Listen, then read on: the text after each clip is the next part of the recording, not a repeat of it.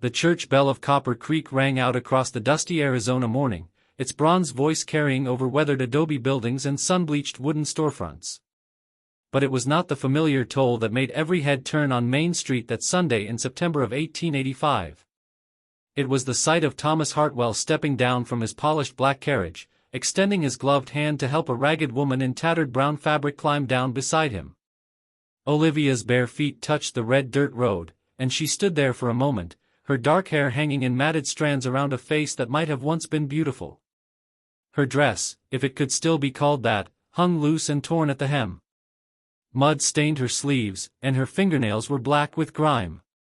The contrast between her appearance and Thomas Hartwell's pristine Sunday suit was so stark that several townspeople stopped dead in their tracks, their mouths falling open in disbelief. Thomas was Copper Creek's most prosperous rancher, a man who owned 3,000 head of cattle and controlled more grazing land than any other settler in the territory. His silver-handled walking stick gleamed in the morning sun, and his black boots were polished to mirror shine. At 45, he commanded respect wherever he went, his word carrying the weight of gold in business dealings throughout Arizona. Yet here he stood, offering his arm to a woman who looked like she had not seen the inside of a house in months. "Good Lord Almighty," whispered Mrs. Henderson, the baker's wife, clutching her prayer book so tightly her knuckles went white. "What in the name of all that's holy is Tom Hartwell thinking?" Sheriff Martinez, standing near the church steps with his badge catching the sunlight, felt his hand instinctively move toward his holstered revolver. Something about this scene felt wrong, dangerous even. In his 15 years of keeping peace in Copper Creek, he had learned to trust his instincts, and right now every instinct was telling him that trouble was walking up those church steps. The homeless woman had been seen around town for nearly 2 months now, sleeping behind Jameson's general store, rummaging through garbage bins for scraps of food. She never spoke to anyone, never begged for charity, never caused any trouble. She simply existed on the edges of their community like a ghost, there but not there, noticed but ignored. Some of the church ladies had tried to approach her with offers of help, but she would vanish into the maze of back alleys whenever anyone came too close. Now she walked beside the town's most powerful man as if she belonged there. Inside the church, Catherine Morrison stood near the altar holding her infant son, her face glowing with the pride of new motherhood. At 35, Kate had waited longer than most women to marry, and when she finally wed Pastor Jonathan Morrison 3 years ago, the whole town had celebrated. She was beloved by everyone, known for her kindness to the poor and her tireless work organizing church socials and community gatherings.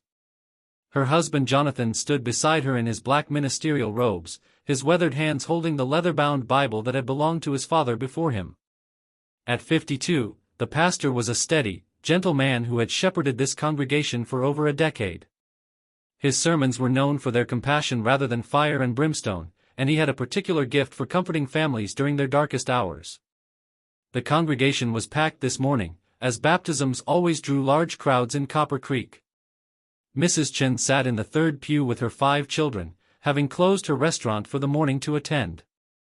The Kowalski family occupied an entire row, their 12 children ranging from toddlers to young adults. Near the back, several Apache families who had recently settled near the town sat quietly, their presence still a source of tension for some of the older settlers. Kate's eyes found Thomas Hartwell the moment he stepped through the church doors, and her breath caught in her throat. They had once been engaged, nearly 16 years ago, before circumstances had torn them apart in ways that still caused her heart to ache. Seeing him now, especially on this sacred day when her son was to be baptized, brought back a flood of memories she had worked hard to bury. But it was not just Thomas's unexpected presence that made her hands tremble as she held her baby. It was the woman beside him. Something about the stranger's face seemed familiar, though Kate could not place where she might have seen those sharp cheekbones and deep-set eyes before. The woman's gaze swept across the congregation with an intensity that made several people shift uncomfortably in their wooden pews. When those dark eyes finally settled on Kate, there was something in them that sent a chill down her spine. Recognition, perhaps. Or maybe something more dangerous than that. Pastor Jonathan cleared his throat and raised his hands to signal the beginning of the service, but his voice cracked slightly when he spoke. "Dearly beloved, we are gathered here today to witness the baptism of little Michael Jonathan Morrison, born to Catherine and myself by the grace of God Almighty." The baby began to fuss in Kate's arms, as if sensing the strange tension that had settled over the normally peaceful church. She rocked him gently, whispering soft words, but her eyes kept drifting back to Thomas and the mysterious woman beside him. They had taken seats in the very last pew, as far from the altar as possible, yet their presence seemed to fill the entire church. Old Pete Kowalski, who had been coming to this church since its construction 12 years ago, leaned over to his wife and whispered, "That woman with Tom Hartwell looks familiar somehow. Can't place where I might have seen her before, but I swear I know that face." His wife Anna squinted toward the back of the church, her aging eyes struggling to make out details in the dim light. "Probably just someone passing through town. Lord knows we get all kinds of drifters these days." But Pete was not convinced. Something about the woman's posture, the way she held her head, tugged at memories that felt just out of reach. He had lived in Copper Creek longer than almost anyone, had seen the town grow from a small mining camp to a thriving community. He remembered faces, and this face belonged to someone from his past, though the context remained frustratingly elusive. As Pastor Jonathan began reading from the book of Matthew about Jesus' own baptism in the Jordan River, a hot wind blew through the open church doors, carrying with it the scent of sage and dust from the desert beyond. The woman in the back pew lifted her head slightly, and for just a moment, a shaft of sunlight caught her face at an angle that revealed features hidden beneath the grime and exhaustion. Kate's blood ran cold. The shape of the nose, the curve of the jaw, the particular way the woman's left eyebrow arched slightly higher than the right, these were details that rushed back to her with the force of a flash flood. Suddenly she was 18 years old again, standing in this very church for a wedding that had ended in tragedy and mystery. She was remembering another woman who had stood at this altar, a woman who was supposed to have died in a fire 15 years ago. The baby in her arms began to cry in earnest now, his wails echoing off the wooden beams of the church ceiling. Kate's hands were shaking so badly she nearly dropped him, and Pastor Jonathan reached over with concern written across his weathered features. "Kate, darling, are you feeling all right? You look like you've seen a ghost." His words hung in the air with an irony that only Kate could fully appreciate. She had indeed seen a ghost, or at least someone who was supposed to be one. The woman in the back pew was watching her now with an expression that was both knowing and terrifying. A slight smile played at the corners of her cracked lips, and she gave the smallest nod, as if confirming Kate's worst fears. Thomas Hartwell sat motionless beside the woman, his face an unreadable mask. But those who knew him well enough might have noticed the slight tremor in his hands, the way his jaw clenched and unclenched, the beads of sweat forming on his forehead despite the morning coolness. He stared straight ahead at the altar, but his attention was clearly focused on something far more complex than the simple baptism ceremony taking place before him. The congregation began to murmur among themselves as Kate's distress became more apparent. Several women rose from their seats, ready to offer assistance, but Pastor Jonathan waved them back with a gentle gesture. He had noticed Thomas Hartwell's presence as well, and the pieces of a very old and painful puzzle were beginning to fall into place in his mind. 16 years ago, Jonathan Morrison had been a young minister new to Copper Creek, and he remembered the scandal that had rocked the small community. He remembered the fire that had supposedly claimed the life of Thomas Hartwell's young wife, Olivia. He remembered the grief that had driven Thomas to drink and violence, the way the man had nearly destroyed himself with guilt and rage. And he remembered how Catherine Collins, as she was known then, had tried to help Thomas heal from his devastating loss. But what if the loss had not been real? What if the woman everyone believed had died in that fire was sitting in the back of his church at this very moment? The implications of such a possibility were staggering, and Jonathan felt his own hands begin to tremble as he held the Bible. If Olivia Hartwell was indeed alive, then everything that had happened in Copper Creek over the past 15 years had been built on a lie. Thomas's remarriage to his business partner's daughter, which had consolidated his land holdings and made him the most powerful man in the territory, would be invalid. Kate's own relationship with Thomas, which had blossomed during his supposed widowhood, would be recast in an entirely different and more sinister light. The baby's crying grew louder, and Kate found herself unable to focus on anything except the woman in the back pew. Memories came flooding back now with painful clarity. She remembered Olivia Hartwell as a vibrant young woman with dreams of starting a school for the Apache children who lived near town. She remembered how Olivia had stood up to her husband when he tried to prevent her from pursuing that dream, how she had argued that education was every child's right regardless of their heritage. She also remembered the bruises that had begun appearing on Olivia's arms and face in the months before the fire, bruises that Olivia had explained away as accidents around the ranch. The women of Copper Creek had whispered among themselves about Thomas Hartwell's drinking, about the violent temper he displayed when crossed in business dealings, but no one had been brave enough to confront him directly about what might be happening behind the closed doors of his ranch house. When the fire had consumed the small schoolhouse where Olivia had been working late one evening, and her body had supposedly been burned beyond recognition, there had been whispers that perhaps she had taken her own life rather than continue living with an abusive husband.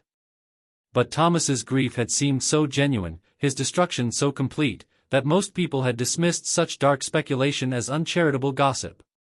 Now, looking at the woman in the back pew, Kate wondered if they had all been terribly, catastrophically wrong. Pastor Jonathan made a decision that would change everything.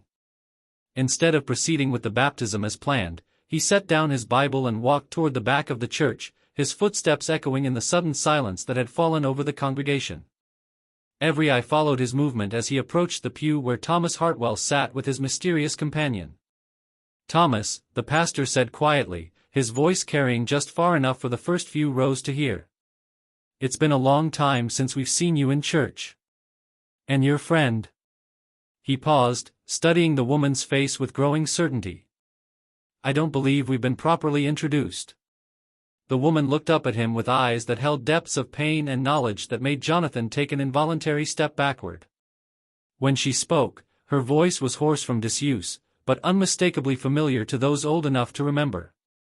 "Hello, Jonathan. I suppose you could say I've been away for a while." The recognition hit the congregation like a physical blow. Mrs. Henderson dropped her prayer book with a loud thud. Old Pete Kowalski gasped so loudly that several people turned to look at him. Sheriff Martinez's hand moved to his gun again, this time with clear intention. But it was Kate's reaction that would be remembered by everyone present for the rest of their lives. She let out a sound that was part scream, part sob, and the baby slipped from her suddenly nerveless fingers. Thomas Hartwell moved faster than anyone had ever seen him move before, lunging forward to catch the falling infant before he could hit the floor. For a moment, he held the crying child against his chest, and in that moment, everyone in the church could see something that would fuel speculation for years to come.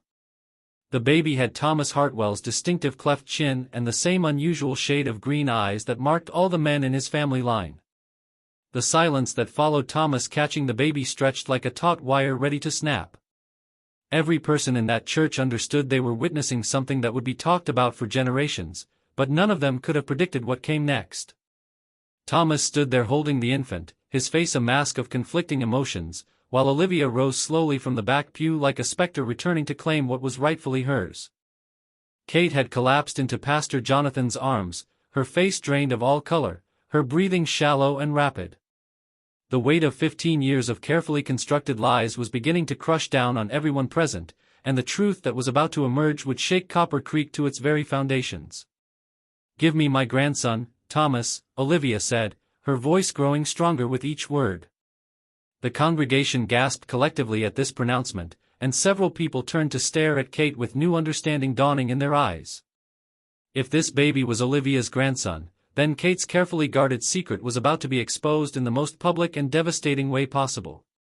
Thomas took a step backward, still clutching the child protectively against his chest. "Olivia, please. Not here. Not like this." But Olivia had waited 15 years for this moment, and she was not going to be denied now.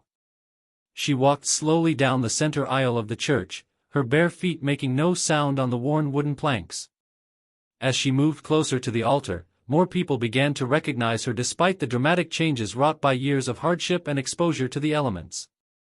"Dear God in heaven," whispered Maria Santos, who had been one of Olivia's closest friends before the supposed fire. "It really is her. It's Olivia Hartwell, as sure as I'm sitting here." Sheriff Martinez stepped forward, his hand now resting openly on his gun. "Ma'am, I'm going to need you to stop right there and explain exactly what's going on here." Olivia paused about halfway down the aisle and turned to face the lawman with a smile that held no warmth whatsoever. "What's going on, Sheriff, is that I've come home to reclaim what was stolen from me. My husband, my life, and most importantly, my grandson." The word grandson sent another wave of shocked murmurs through the congregation. Old Pete Kowalski was nodding vigorously now, pieces of the puzzle finally clicking into place in his memory. He remembered now where he had seen Olivia's face before, and he also remembered other details that had seemed insignificant at the time but now took on sinister new meaning. "I remember now," Pete announced loudly, his voice carrying over the whispered conversations. "I remember the night of that fire 15 years ago. I was coming back from checking my traps up in the hills, and I saw two riders heading south toward Mexico. One of them was definitely a woman, and she was riding Thomas Hartwell's prize mare, the one with the white blaze on her forehead." Thomas's face went ashen at this revelation, and his grip on the baby tightened involuntarily. The child began to cry again, perhaps sensing the tension that filled the church like smoke from a wildfire. Pastor Jonathan found his voice and stepped forward, still supporting the shaking Kate. "Olivia, if you are indeed alive, then we need to understand what happened that night. The whole town mourned your death. Thomas was nearly destroyed by grief." Olivia's laugh was bitter as desert wind. "Grief? Is that what you call it when a man beats his wife so badly she can barely walk, then threatens to kill her if she doesn't give up her foolish notions about educating Indian children? Is that what you call it when he sets fire to the schoolhouse with her supposedly inside, then tells everyone she died in the flames?" The accusations hung in the air like a thunderclap, and every eye in the church turned to Thomas. He stood frozen, the baby still in his arms, his face a battlefield of emotions. When he finally spoke, his voice was barely above a whisper. "You don't understand. I never meant for any of this to happen. I was trying to protect you." "Protect me?" Olivia's voice rose to a near shout. "By beating me unconscious and leaving me for dead in that burning schoolhouse? By telling the whole town I was dead so you could marry my cousin and steal her father's ranch? By fathering a child with Kate while I was fighting for my life in the desert?" Kate let out a strangled sob at these words, and Pastor Jonathan tightened his supporting grip around her shoulders. The pieces of the story were coming together now, painted in shades of betrayal and violence that no one in the congregation had imagined possible. Thomas finally found the strength to speak louder, his voice carrying the desperation of a man whose carefully constructed world was crumbling around him. "I thought you were dead, Olivia. God help me, I truly believed you had died in that fire. When I saw you in town 2 months ago, I didn't know what to do. I've been trying to find a way to make this right." "Make it right?" Olivia continued her slow advance toward the altar. "You want to make it right? Then tell them what really happened that night. Tell them how you came home drunk and angry because the territorial governor had ridden to support my school. Tell them how you hit me so hard I couldn't see straight, then dragged me to that schoolhouse and locked me inside. Tell them how you set it ablaze and rode away, leaving me to burn alive." The horror of these revelations was almost too much for the congregation to process. Several women were openly weeping now, and Sheriff Martinez had drawn his gun, though he seemed unsure of exactly what crime he was supposed to be preventing or investigating. Mrs. Chen stood up in her pew, her voice shaking with emotion. "How did you survive, Olivia? How did you escape?" Olivia paused in her advance and turned to face the woman who had asked the question. "I broke through the back window just as the roof began to collapse. I was burned badly, my hair was singed off, and I had 3 broken ribs from Thomas's beating. I managed to get to my horse, and I rode south toward Mexico because I knew Thomas would come looking for me if he realized I had survived." She pulled aside the torn fabric of her dress to reveal terrible scars that crisscrossed her left shoulder and neck, evidence of the fire that had nearly claimed her life. "I spent 2 years with a Mexican family who nursed me back to health, and then another year working in the silver mines near Tucson just to survive. I kept moving, kept hiding, because I knew what Thomas was capable of." Thomas was shaking his head violently now, tears streaming down his weathered cheeks. "I never meant for you to be hurt. I was drunk, I was angry about the school, but I never intended to harm you. When I went back to put out the fire, the whole building was already engulfed in flames. I thought you had died trying to save your schoolbooks. But you didn't search for my body, did you, Thomas? Olivia's voice was like a blade cutting through his protests. You didn't dig through the ashes to find my bones because deep down, you knew what you had done. You just told everyone I was burned beyond recognition and had a funeral with an empty coffin. Sheriff Martinez stepped closer, his gun now trained on Thomas. Is this true, Hartwell? Did you try to murder your wife? Before Thomas could answer, Kate suddenly found her voice. Despite her obvious distress, she pulled away from Pastor Jonathan and faced the congregation with a dignity that surprised everyone present. The baby is Thomas's son, she said clearly, her words carrying to every corner of the church. I have been living a lie for 3 years, married to a good man while carrying the child of another. Jonathan never knew the truth about Michael's parentage, and neither did anyone else in this town. Pastor Jonathan staggered backward as if he had been physically struck. The revelation that his wife had been unfaithful, that the child he had been raising as his own son was actually the offspring of his wife's former lover, was almost too much to bear. Yet even in his shock and pain, he did not abandon Kate or condemn her publicly. Thomas finally found his voice again.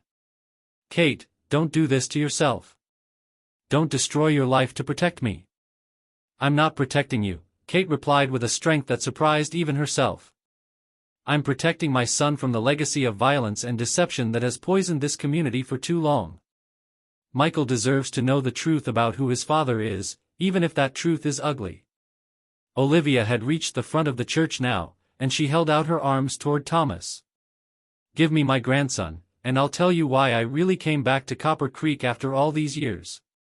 Thomas looked down at the baby in his arms, then back at Olivia, and slowly extended the child toward her. As Olivia took little Michael into her arms, her expression softened for the first time since entering the church. Despite everything that had happened, despite all the pain and betrayal, this innocent child was family. I didn't come back for revenge, Olivia said quietly, her voice now audible to everyone in the hushed church. I came back because I'm dying.